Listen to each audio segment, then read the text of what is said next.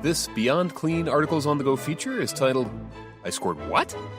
Pay for Performance, Surprises, and the Reasons Why They Shouldn't Mix. Written by Hank Balch, founder and president of Beyond Clean. If you're lucky enough to work in a sterile processing department that has a merit-based compensation program, two things are probably true.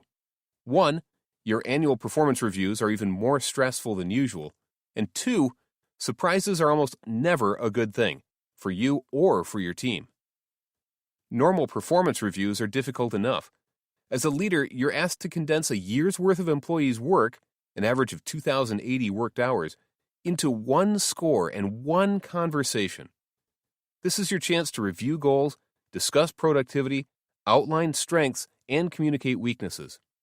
This is also the employee's chance to give feedback, engage with goal setting, and gain a deeper understanding of their place in moving the department forward. But when you add compensation to this equation, it becomes an entirely different ballgame. Now you're talking about the difference in a 4% pay raise or nothing. This garners a whole new level of focus and attention on that one day a year in the manager's office. Even so, I want to argue here that your team deserves to know where they stand long before their final performance review is completed. Two main scenarios can help drive this point home. Let's start with a less obvious one.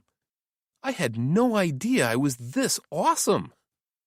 You may think that giving an employee a surprisingly high rating in their performance review would be a good thing. And from their perspective, that may be partially true. I mean, who's going to argue with a pay raise? The problem with this kind of surprise is twofold. First, if they were not anticipating exceeding your standards for department employees, it may be a signal that your standards for excellence are not thoroughly understood, either by this individual or perhaps your entire team. Are your department's expectations clearly communicated to the team on a regular basis? Are they discussed in your interview process and reinforced during coaching moments?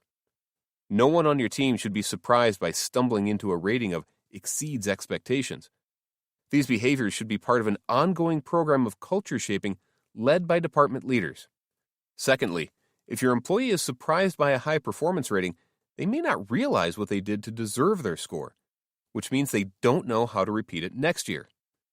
This goes to the heart of self-awareness and is the difference between someone with 10 years experience and someone with 1 year of experience 10 times.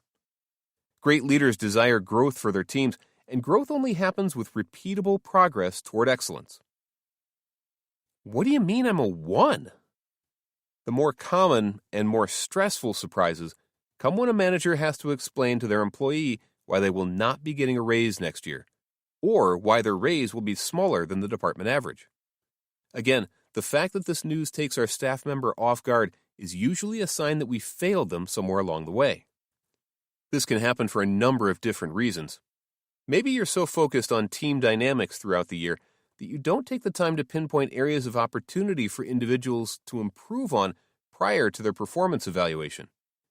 Maybe you're afraid to give corrective feedback due to the current culture of blowback and cliques among your teams.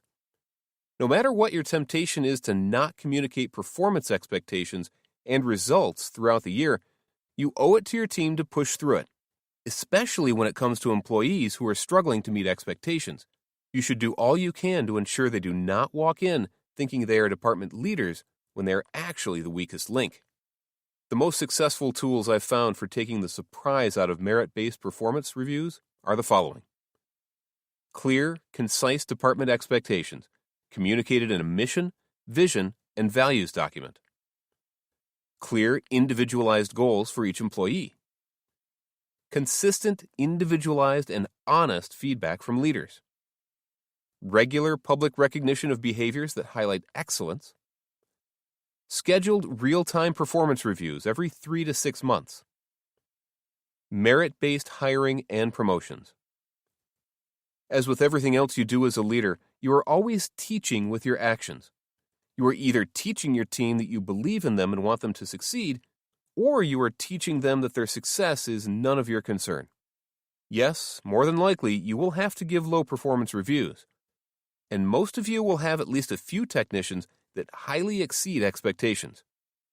But your goal as a leader should be to ensure that everyone and their mama knows what those expectations are before the scores are tallied and the paychecks are signed. The rest is up to them. May the scores be ever in their favor.